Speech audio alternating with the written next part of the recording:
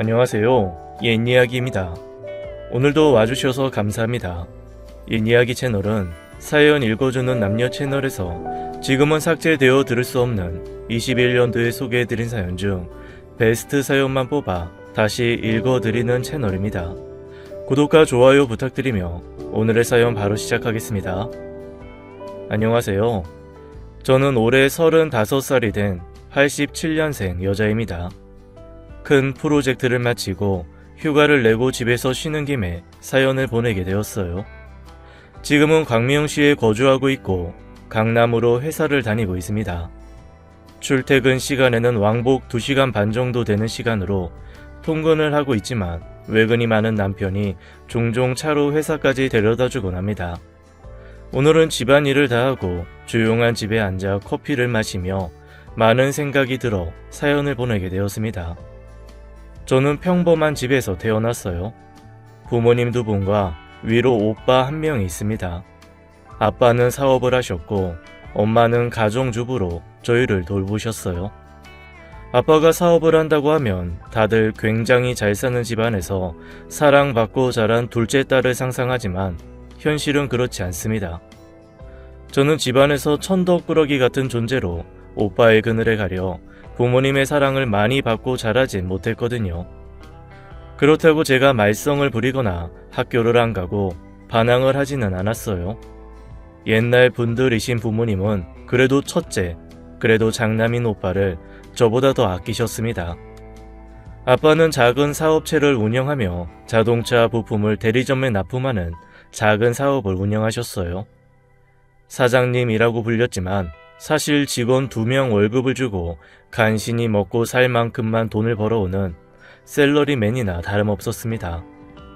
저는 똑같은 잘못을 해도 오빠보다 더 혼나고 더 좋은 성적을 받아와도 오빠가 더 칭찬받는 환경에서 자랐어요. 처음엔 억울하고 받아들이기 힘들기도 했는데 그런 환경에서 자라서 그런지 현실을 받아들이는 속도가 빠른 편이었습니다. 우리 집은 그렇구나. 나는 이 집에서 이런 존재이구나. 어쩔 수 없지. 어린 마음에 상처받기 싫어 그런 식으로 제 마음을 스스로 다독였던 것 같아요. 아빠의 사업이 그나마 더 유지가 안 되면서 집안 사정이 많이 어려워졌습니다. 저는 고등학교 1학년 겨울 방학부터 집 앞에 있는 독서실에서 아르바이트를 시작했습니다. 독서실 총무로 일하면서 제 공부도 하고 독서실을 이용하는 학생들도 관리하는 일이었어요. 마감 시간 이후에 청소를 하고 분실물이 들어오면 따로 모아뒀다 찾아주거나 하는 일들이었기 때문에 그렇게 힘들지는 않았습니다.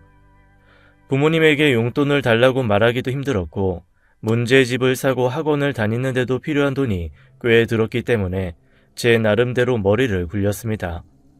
내성적인 성격 탓에 친구도 많이 없었어요. 그러던 중 제가 일하는 독서실에 같은 반 친구가 찾아왔어요. 한 번도 이야기를 해본 적이 없었지만 바로 뒷자리에 앉던 친구라 금세 알아볼 수 있었죠. 너 여기서 일해? 아르바이트로 저녁에만 잠깐 일해. 그 친구는 그 후로도 몇 번 독서실에 찾아오더니 한 달 이용권을 등록했어요. 휴게실에서 늦은 저녁을 먹을 때면 그 친구도 삼갑김밥이나 컵라면 같은 것을 사와 제 옆에 자연스럽게 앉았습니다. 난 대학 가면 꼭 집 나와서 살 거야. 기숙사 있는 학교로 갈 거야? 기숙사가 있든 없든 집이랑 가정 먼 대학으로 갈 거야. 집에 안 들어와도 되게. 주호는 늘 그런 이야기를 했습니다. 집에서 벗어나고 싶다고요.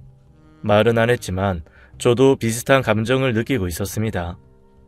저렇게 당당하게 이야기할 수 있는 친구가 한편으로는 부럽기도 했습니다. 응원할게. 그렇게 고3 수험생활까지 같은 독서실에서 했습니다. 자연스럽게 가장 친한 친구가 되었고 저도 어느 순간부터는 집에서 힘들었던 이야기를 공유했죠. 주온의 부모님은 고등학교 3년 내내 이혼소송 진행 중이었고 그러는 와중에 아버지의 외도 사실까지 알게 됐다고 했어요. 집이라면 아주 지긋지긋하다고 2년 내내 말하던 주호는 서울과 조금 떨어진 대학 공대로 4년 장학금을 받고 진학했습니다. 대학교 합격증을 받은 주호는 이제 탈출이다. 나 자유야. 라며 행복해했습니다. 저도 여러 군데 대학에 합격했지만 경기도권에 있는 국공립대 회계학과에 진학했습니다. 사실 가장 가고 싶은 대학은 따로 있었지만 서울에 있는 사립대학은 학비가 만만치 않았기 때문에 포기했어요. 포기와 인정, 현실을 받아들이는 데 전문이었던 저는 그마저도 며칠 아쉽고 말았습니다. 저도 우수한 성적으로 입학했기 때문에 장학금도 받을 수 있었고 원한다면 기숙사에 살 수도 있었거든요. 기숙사에 들어간다고? 네. 굳이 기숙사에 들어가 살 필요가 있냐? 통학해도 될 것 같은데. 왔다 갔다 하려면 시간이 많이 들기도 하고 기숙사도 좋다고 해서요. 엄마도 이제부터 백화점에 판매 아르바이트 하는데 네가 나가버리면 집안일은 누가 하고 오빠 밥은 누가 챙겨주냐? 그래, 가는데 1시간 반 정도 걸린다면서. 기숙사 비용도 드는데 그냥 집에서 편하게 통학해라. 너무 어린 나이에 나가 사는 건 좋지 않아. 부모님의 반대로 저는 기숙사 생활에 대한 로망을 접어야 했어요. 주호에게 이야기하자 주호는 저보다 더 화를 냈습니다. 너희 오빠는 손이 없냐 발이 없냐? 군대 갔다 온 거 아니야? 밥도 못 차려 먹는데? 그래도 또 집에선 엄마가 맨날 차려줬었거든. 취업 준비하느라 바쁘기도 하고. 그건 진짜 말도 안 되는 소리다. 애도 아니고 다 큰 어른인데? 아쉽지만 어쩔 수 없지 뭐. 기숙사 룸메이트는 어때? 네 얘기 좀 해줘봐. 주호와는 거리상으로 멀리 떨어졌기 때문에 종종 전화로 통해 이야기를 나누고는 했어요. 주호는 대학에 새로 들어가 사귄 친구들도 마음에 들었고 집에서 벗어난 생활에 아주 만족하고 있었습니다. 하지만 저도 부러워만 할 시간이 없었습니다. 저도 제 대학 생활에 적응하기 바빴거든요. 학교 공부와 함께 학교 근처에서 아르바이트를 시작했습니다. 대학생의 좋은 점은 역시 수업 시간표를 제가 지정할 수 있다는 것이었어요. 그 점을 활용해 저는 오전 중에는 학교 수업을 듣고 오후에는 학교 근처 카페에서 주 5일로 아르바이트를 했습니다. 몸이 고단했지만 태어나 처음으로 만든 적금 통장에 돈이 차곡차곡 쌓여가는 것이 마냥 좋았습니다. 옷이나 화장품을 사고 싶은 생각이 들기도 했지만 그런 것보다는 일단 제 1차 목표인 500만 원 만들기에 집중했어요. 그 외에 학교 생활을 하며 드는 비용이나 교통비, 점심 식사비 등도 제가 번 돈으로 충당했습니다. 한 번도 부모님에게는 손 하나 빌린 적이 없었어요. 집이 어려운데 오빠 용돈 주기도 버거운데 너까지 엄마 아빠를 힘들게 하냐는 소리를 듣기 싫었습니다. 그러던 중 아빠가 사업을 접었습니다. 매출이 야금야금 하락하다 결국엔 직원들 월급도 주지 못하고 월세도 내지 못할 지경이 되었다고 했습니다. 침울한 집안 분위기에 오빠는 자리를 박차고 나갔어요. 지긋지긋한 집안이라고 중얼거리는 소리가 들렸지만 저는 아무 말도 할 수 없었습니다. 참담한 부모님의 얼굴에 저도 속상했거든요. 당장 생활비도 부족한데 지금 생활비가 문제야. 당분간은 부족해도 어쩔 수 없이 아끼고 살아. 가게 보증금 받을 때까지 돈 나올 구멍 하나도 없으니까. 엄마는 일하는 매장 매니저에게 말해 월급을 갑을 받을 수 있는지 물어보겠다고 했어요. 엄마는 제가 대학에 들어가고부터 백화점 온 매장에서 판매직으로 꾸준히 일을 하고 있으셨거든요. 제가 모아놓은 돈이 있어요. 저도 모르게 튀어나온 소리에 부모님이 화들짝 놀랐습니다. 네가 무슨 돈이 있어? 알바하면서 적금으로 조금씩 모은 돈이에요. 적금 깨면 300 정도는 보탤 수 있어요. 그렇게 악착같이 모은 돈이지만 당장 식구들 입에 들어갈 쌀 한 톨도 없다는 소리가 나오는데 다 무슨 소용이겠냐 싶었어요. 제 말에 부모님의 얼굴에는 화색이 돌았어요. 300만 원 정도면 당분간 생활비 걱정은 없다고 말하며 저를 기특해 하셨습니다. 태어나서 몇 번 받아본 적 없는 칭찬에 어리둥절했지만 집안에 도움이 되었다는 생각에 저도 기뻤습니다. 그렇게 모은 돈을 혼자 숨기고 나중에 500만 원을 모으면 무슨 소용이겠어요. 우리 식구들이 다 힘들어하는데 저만 행복한 건 너무 이기적이잖아요. 그때 제 말이 제 인생 불행의 시작인지도 모르고 저는 그렇게 부모님에게 밝게 웃어 보였습니다. 아빠는 그 이후로 가게 보증금을 빼기까지 카센터 부품 판매 대리점에 이력서를 넣기 시작했습니다. 당장 일자리가 급했기 때문이었죠. 또 얼마 후 지금 살고 있는 아파트 전세 계약도 만료여서 이사를 가야 할지도 모를 상황이라 더 초조해 하셨습니다. 그리고 돈을 보탠 이후부터 집안 경제 사정에 대해 부모님도 제게 공유해주기 시작했어요. 저는 그때 마냥 좋았던 것 같아요. 부모님이 저를 믿고 의지한다고 생각했거든요. 아빠는 평소 하던 일의 기술을 살릴 수 있는 직업은 아니었지만 집 근처 쇼핑몰에 경비원으로 취직했고 현재 사는 아파트의 계약을 연장하게 되었습니다. 많은 돈은 아니었지만 가게 보증금에 부모님이 번 돈을 조금 보태어 다른 지역에서 다시 사업을 시작하자는 희망적인 이야기가 나오고 있는 시점이었어요. 그러던 어느 날 밤 12시가 다 되어 오빠에게 전화가 왔습니다. 엄마, 아빠, 죄송해요. 제가 사고를 쳤어요. 오빠가 부모님 몰래 아빠 차를 끌고 나갔던 것이었어요. 그건 문제가 되지 않았습니다. 사실 가장 큰 문제는 친구들과 술을 먹고 음주운전을 했고 음주운전을 하다 사고가 났다고 했습니다. 그것도 뒤에서 멀쩡히 신호를 기다리던 차를 들이받아 100% 과실에 음주 측정 결과 면허정지 처분을 피할 수 없었어요. 100km 가까운 시속으로 뒤에서 차를 박은지라 앞차도 난장판이었고 저희 차도 앞범퍼가 다 무너져 내렸을 정도였습니다. 상대방 운전자는 당연히 병원으로 이송되었고 보험사에 연락하고 나서 부모님에게 전화를 한 것이었어요. 엉망진창이었습니다. 엄마는 어쩌면 좋냐고 울기 시작했고 아빠는 당장 아무 외투나 걸치고 경찰서로 향했습니다. 저는 아무것도 할 수 없어 옆에서 엄마를 위로하는 일밖에는 할 수 없었습니다. 결과적으로 그 사태를 수습하느라 보증금의 대부분을 사용했고 오빠는 그 이후로 면허정지 처분을 받았습니다. 당연히 영업집으로 취직한 회사에서도 이를 좋게 볼 리 없었고 수습 기간이 종료되자 정규직 전환 심사에서 오빠는 떨어졌습니다. 그제야 좀 억울한 감정들이 피어올랐습니다. 저는 단 한 번도 용돈을 받은 적 없이 제가 돈을 모아 생활비마저 충당해야 했고 학비도 죽어라 공부해서 장학금을 받았습니다. 그런데 오빠는 매달 적지 않은 용돈을 받았고 운전면허 학원이나 대학 등록금마저 모두 부모님이 지원해 주셨거든요. 거기다 취직한 회사 기숙사가 너무 불편하다는 이유로 없는 사정에 근처의 원룸까지 부모님이 구해주셨습니다. 모르는 척 하려 했어도 명백한 차별에 저도 가슴이 아팠어요. 장남이 뭐라고 저렇게 오냐 할까 싶었습니다. 집안이 풍비박산났지만 저는 슬슬 졸업을 준비하던 시즌이라 취업 준비에 들어갔어요. 부모님은 제게 빨리 취업을 해야 돈을 버니까 아무 곳이나 널 받아주는 곳이 있으면 어디든 취업하라고 하셨어요.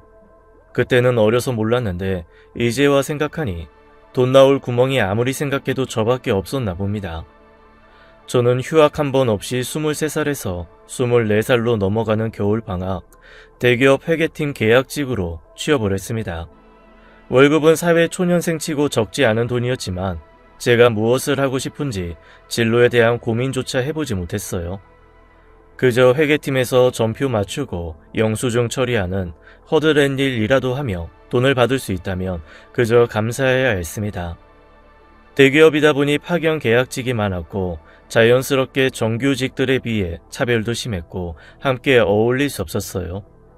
그렇게 30이 다 되어가도록 저는 계약직으로 근무하고 2년이 될 때마다 계약이 안 될까 노심초사하며 살았습니다. 그러는 사이 엄마는 계속 생활비를 벌었지만 아빠는 일을 하다 허리를 다치는 바람에 디스크 수술을 크게 2번 정도 하셨고 일을 할 수 없는 몸 상태가 되었습니다. 당연히 집을 먹여 살리는 건 저와 엄마였고 그 중에 큰 부분은 제가 차지하게 되었습니다. 자주는 아니었지만 취직한 주호가 저희 동네로 놀러와 맥주를 한잔하며 하소연을 하기도 했습니다. 버는 돈은 다 집에 들어가고 나한테 남은 건 하나도 없다. 언제까지 네 미래도 없이 집에 발 묶여 살 건데 수경아. 그러게나 말이다. 인생을 사는 의미가 없어. 나 그냥 돈 벌어다 집에다 돈 갖다 주는 기계 같아. 내 인생 하나도 없어. 한 번은 잔뜩 취해 엉엉 울면서 주호에게 그렇게 말한 적이 있습니다. 내가 뭘 그렇게 잘못했는지 모르겠다고요. 단 한 번도 누구에게 그렇게까지 제 진심을 말해본 적이 없었어요. 특히나 가족에 대한 이야기라면 제 얼굴에 침 뱉기나 다름없다고 생각했거든요. 주호는 별말 없이 제 얘기를 다 들어주었고 필요할 때 언제든지 연락하라고 했습니다.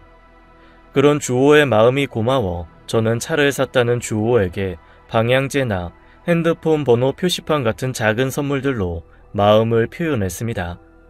이성적인 감정보다도 동질감을 느끼고 감정을 공유할 수 있는 유일한 소통 창구가 주호였으니까요. 그러던 중 제 인생에도 좋은 일이 일어났어요. 저는 28살이 되는 해 파견 계약직에서 자체 계약직으로 나름대로 이 회사 소속이라는 조금의 위안을 삼을 수 있는 보상이 뒤따랐습니다. 제가 일을 열심히 하고 애사심이 느껴졌다는 이유에서였죠. 그리고 제가 30살이 되는 해 출산 휴가를 갔던 정규직 직원이 출산 휴가 후 퇴사를 결정하면서 한 명 빈자리에 저를 정규직으로 전환시키고 싶다는 회사의 제안이 있었습니다. 믿기지 않았어요. 여태까지 그런 전례는 없었고 제가 특출나게 좋은 대학을 나온 것도 아니었으니까요. 저는 당연히 그러겠다고 하였고 바로 다음날 새로 계약서를 쓰게 되었어요. 상승한 연봉과 개선된 처우에 뛸 듯이 기뻤지만 막상 이 소식을 전할 사람이 없었습니다. 부모님에게는 어째선가 말하고 싶지 않았어요. 그때부터 따로 저만 혼자 살 집을 구하기 위해 돈을 모아야겠다고 마음먹었거든요. 결국 전화한 사람은 주호였습니다. 나 이제 정규직이다 주호야? 진짜 웃긴 거 뭔지 알아? 하는 일 다 똑같은데 사원증 목걸이 색깔 하나 바뀐 거밖에 없는데 이게 뭐라고. 참 사람을 그렇게 만들었다. 주호는 놀라서 전화를 받았습니다. 생전 근무 중에 전화한 적 없던 저의 전화에 무슨 큰일이 생겼다고 생각했나 봅니다. 축하해. 다 네가 열심히 일한 덕이야. 네 덕이다. 누구 덕도 아니고 운이 좋아서도 아니고 네가 열심히 한 덕이야. 주호는 자기 일처럼 기뻐해줬습니다. 저보다 일은 늦게 시작했지만 업무 성과가 좋아 다니는 회사에서 이미 대리 직급을 달고 꽤 괜찮은 월급을 받는 주호는 그 이후 저를 만나 제 사정엔 가당치도 않은 명품 지갑을 선물해줬습니다. 선물이다. 정규직 된 선물. 이거 명품 아니야? 엄청 비쌀 텐데. 내가 그 정도는 벌거든. 저번 달 내내 이러다 죽겠다 싶을 정도로 야근시켜서 이번 달에 월급 어마무지하다. 줄 때 받아라. 이런 기회 흔치 않아요. 주호는 장난스럽게 웃어 보였습니다. 이런 걸 받아도 되나 싶어 망설이던 제 마음을 눈치챘는지 주호는 안 가질 거면 줘라. 중고마켓에 팔게. 라며 러스레를 떨었습니다. 민망함에 대답은 못했지만 그때 마음 먹었어요. 나중에 내가 성공해서 돈을 많이 벌게 되면 꼭 이 친구에게 갚아야겠다고요. 그렇게 4년이 흘러 34이 되었습니다. 회사에서는 진급 얘기가 나오고 있을 정도로 일을 열심히 하고 있었죠. 또 사회성도 늘어 주호 말고도 회사에서 사람들과 어울리는 법을 배웠고 제 몫으로 5천만 원 정도 따로 돈을 모아두었습니다. 비록 부모님에게 여전히 생활비를 대주고 있긴 하지만 매번 드는 고정 비용이라 그 비용에는 이제 크게 흔들리지 않았어요. 그러던 중 오빠가 결혼한다고 결혼할 사람을 집에 소개시켜 주기로 한 날 일이 터지고 말았습니다. 월 마감 때문에 일이 많아 생각보다 집에 늦게 들어왔고 집에 돌아왔을 때 분위기가 이상했습니다. 야, 우연히 네 방에 갔다가 네 월급 명세서 봤어. 뭐? 내 방엔 왜 함부로 들어가? 그리고 모든 식구들이 제가 계약직이 아니라 정규직 전환이 되었다는 사실을 알았고 제 연봉이 가족들이 알고 있는 것보다 훨씬 많다는 사실도 알게 되었어요. 그게 뭐가 그렇게 중요한 거냐고요? 오히려 가족들이 축하해주면 될 일 아니냐고요? 저도 그렇게 생각했지만 반응은 달랐습니다. 가족들은 모두 배신감을 느꼈고 식구들을 뭐로 생각하면 그런 사실을 숨길 수 있냐고 했죠. 그리고 오빠는 뻔뻔스럽게도 신혼집을 구하려고 하는데 돈이 필요하다는 얘기를 꺼냈습니다. 정말 저의 기분이나 다른 사람들은 안중에도 없는 아나무인이었어요. 내가 오빠 신혼집 구하는데 돈을 왜 대줘야 하는데? 저도 이제는 할 말이 생겼습니다. 더는 이 지옥을 이어가고 싶지 않다는 생각이 들었어요. 수경아, 야 아무리 그래도 그렇지 어떻게 그런 식으로 말하냐? 다 큰 어른이 밥도 혼자 못 해먹어? 그 나이 먹도록 돈도 제대로 모아둔 거 없어. 이게 저를 혼낼 일이에요, 아빠? 너 말 다 했냐? 다 못했어. 오빠는 부모님 지원 다 받으면서 살았지. 나는 용돈 한번 받아본 적 없고 맨날 차별만 받고 살았어. 그간의 서름이 복받쳐 올랐습니다. 오빠가 집안 돈 까먹는 사이에 나는 힘들게 번 돈 집에다 다 갖다 줬고 나 갖고 싶은 옷 하나 마음 편히 사본 적 없어. 근데 이제 와서 내가 모아둔 돈이 좀 있는 것 같으니까 돈을 빌려달라고? 차용증은 쓰고 빌려갈 거니? 내가 모은 피 같은 돈 그대로 홀랑 먹고 튈 건 아니고? 생전 그런 적 없던 저의 말에 부모님은 뒷목을 잡으셨어요. 저도 제가 이런 말을 할 수 있을지 몰랐습니다. 제가 대기업 정직원이 되니 두려울 게 없다는 둥, 부모 알기를 우습게 한다는 둥, 하늘 같은 오빠한테 저게 할 소리냐는 둥. 듣기 싫은 소리가 이어졌고 저는 그대로 집을 나와버렸습니다. 그동안 억눌려 있던 것이 터졌습니다. 사실 결혼 준비하는 형제에게 돈을 빌려주는 거, 요즘 같은 세상에 충분히 그럴 수 있는 일이라는 거 저도 알아요. 하지만 저는 그것보다도 여태까지 한 맺혔던 얘기가 한 번에 터져 나왔습니다. 더는 이렇게 살고 싶지 않았어요. 제가 죽어라 일해서 모은 돈 아까운 것도 당연했지만 이번에도 빼앗기면 저는 평생 집에다 돈이나 갖다 바치며 사는 노예가 될 것 같았어요. 갈 곳도 연락할 사람도 마땅치 않았기에 주호에게 전화를 했고 주호를 만나 이 사실을 모두 털어놓았어요. 어차피 집안 꼬라지 다 아는 사람이었기에 부끄러울 것도 없었죠. 저를 토닥이고 달래고 집에 들어가라고 위로해줄 줄 알았던 주호는 전혀 다른 말을 했습니다. 제가 얘기를 하는 내내 아무 말 없이 창밖을 응시하던 주호의 입에서 나온 말은 전혀 상상해 본 적이 없었던 것이었죠. 나랑 결혼하자, 수경아. 이게 지금 무슨 소린지 하나도 갈피가 잡히지 않았습니다. 결혼식은 올리지 말고 우리 둘이 같이 나와 살자. 집은 내가 알아서 구할게. 너 도대체 무슨 소리야 그게?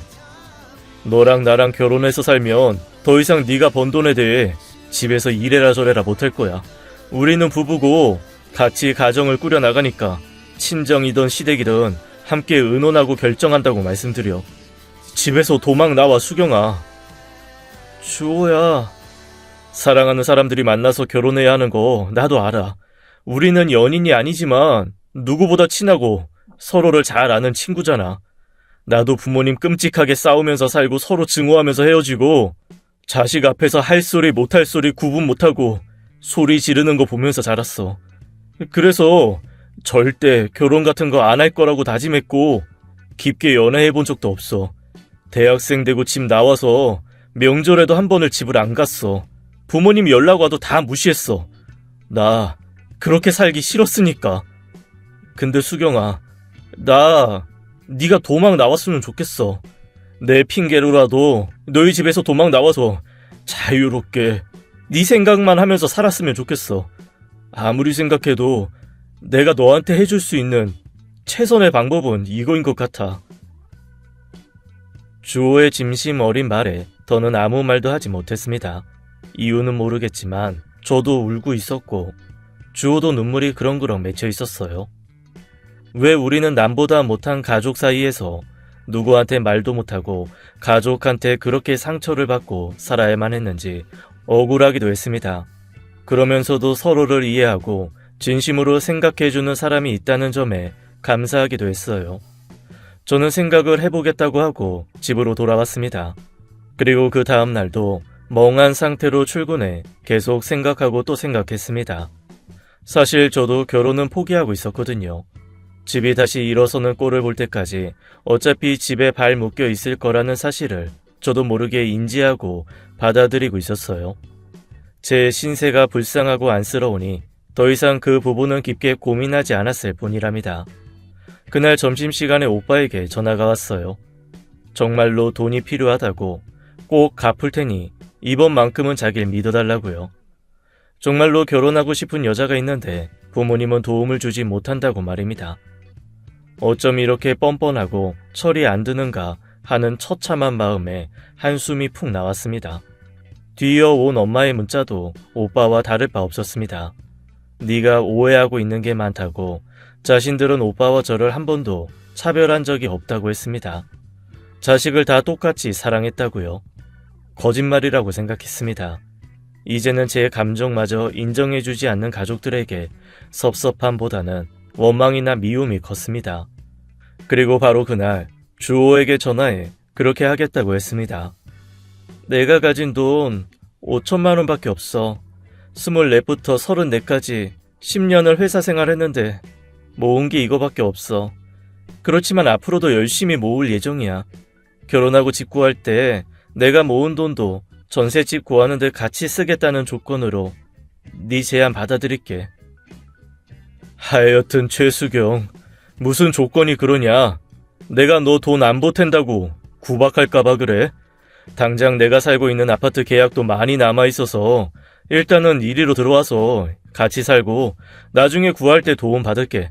지금 당장 뛰어나갈 이유는 없어. 아, 대신 평수는 20평이다. 대단한지 기대하면 안 돼 너도. 주호는 다정한 말투로 잘 생각했다며 같이 부모님을 뵈러 가자고 했습니다. 그날 함께 퇴근하여 집으로 갔고 발등에 불이 떨어진 오빠가 세연이 될 사람과 함께 집에서 저를 기다리고 있었습니다. 같이 온 사람은 누구? 부모님도 당황한 표정이 되었습니다. 주호는 인사를 꾸벅하고 수경이와 결혼할 사람이라고 자신을 소개했습니다. 놀라는 다른 식구들과 다르게 오빠는 기가 막힌다는 표정이 되었어요. 지금 상황이 이래서 식은 내년이나 내후년에 올리더라도 올해부터 함께 살 생각입니다. 저희 부모님께는 이미 허락을 받아 수경이 부모님께 인사드리려고 왔습니다. 뒤이어 주호는 묻지 않았는데도 회사 명함을 내밀며 어떤 회사에서 어떤 일을 하고 있고 부모님은 몇 살 때 이혼하셨는데 각자 무슨 일을 하며 지내고 계신다고 똑부러지게 말을 했습니다. 어버버하는 부모님 앞에서 주호는 눈빛 한번 흔들리지 않고 말했습니다. 수경이와 합쳐서 둘이 열심히 돈 모아 식 올리고 작은 아파트 공동 명의로 사서 제대로 신혼생활 시작하겠습니다. 지금은 저희 경제적인 여건도 그렇고 전 세계적인 감염병으로 결혼식도 올리기 힘든 상황이라 같이 돈 모으는 동안만 믿고 지켜봐 주십시오. 둘이 함께 돈 모은다는 내용을 계속해서 강조하는 주호의 똑부러진 모습이 새삼 든든했습니다. 수경이 힘들게 할 일 없습니다. 가장으로서 최선을 다하고 수경이한테도 지금처럼 잘하면서 예쁘게 살겠습니다. 부모님은 수경이한테 그런 얘기를 들은 적이 없다고 계속해서 당황스러워 하셨어요. 저도 제 뜻을 밝히고자 목소리를 냈습니다. 주호가 말한 대로 해요. 저 이제 나가서 지금 이 사람 지내는 곳에서 함께 생활하면서 돈 모을 거예요. 그래서 오빠 결혼자금 정말 미안하지만 못 보태줄 것 같아요. 결혼자금 같이 모으는 마당에 저만 땡전 한 푼 없이 이 사람한테 다 해달라고 할 수 없잖아요, 엄마. 주호와 사전에 이야기를 한 대로 저도 냉정하게 말했습니다. 부모님은 별말이 없었습니다. 딱히 뭐라고 할 수 있는 상황도 아니었으니까요. 다음 달부터 같이 살려고 준비하고 있었어요. 늦게 말씀드려 죄송해요. 생각할 시간이 필요하다는 부모님 말에 저는 제 의견을 되돌릴 마음이 없다고 단호하게 끊어냈습니다. 정말 기가 막히고 이게 무슨 영화 같은 일인가 싶었지만 그 이후로 저희는 함께 살게 되었어요. 얼마 없는 짐을 탈탈 털어 주온의 집으로 들어왔고 집을 하치고 몇 달 뒤 동사무소에 혼인신고를 하러 함께 갔고요. 주호는 장난처럼 가짜 부부여도 결혼 반지는 있어야 한다며 저를 데리고 백화점에 가 20개도 넘는 반지를 끼워보게 하더니 그중 제 마음에 드는 것을 하나 고르라고 강요했습니다. 괜찮다고 저렇게 비싼 걸 뭐하러 사냐고 손사래를 쳐도 이 핑계로 나도 비싼 반지 좀 껴보고 싶다고 장난스럽게 말했습니다. 결국 우리는 같은 집에 살며 같은 반지를 왼쪽 4번째 손가락에 끼고 생활하고 있어요. 동네 사람들은 저희를 신혼부부라서 그런지 너무 보기 좋다고 덕담을 해주시고 회사에도 결혼 사실을 알렸습니다. 부서장님은 저를 따로 불러 신혼여행 휴가를 언제쯤 갈지 물어보기도 합니다. 말도 안 되는 상황이 신기하면서도 저를 구해준 주호에게 정말로 감사하고 있어요. 여전히 저희는 친구처럼 지내고 있습니다. 둘이 있을 땐 전혀 연인 같지도 않아요. 정말 혼인신고 전 친구 상태 그대로입니다. 다만 서로가 더 가까이 있기 때문에 대화하는 시간이 늘었고 좋은 일이든 나쁜 일이든 숨기지 않고 얘기하며 서로에게 힘이 되어주고 있어요. 가족이 아닌 사람이 이런 존재가 될 수 있다는 게 믿기지 않다가도 맞다, 우리도 이제 가족이지 하는 생각에 혼자 웃음 짓고는 합니다. 절절하게 연애하고 없으면 죽네 못 사네 하는 연애를 거쳐 결혼을 하는 게 당연한 거라고는 생각했고 저도 평생 그런 걸 못할 줄 알았어요.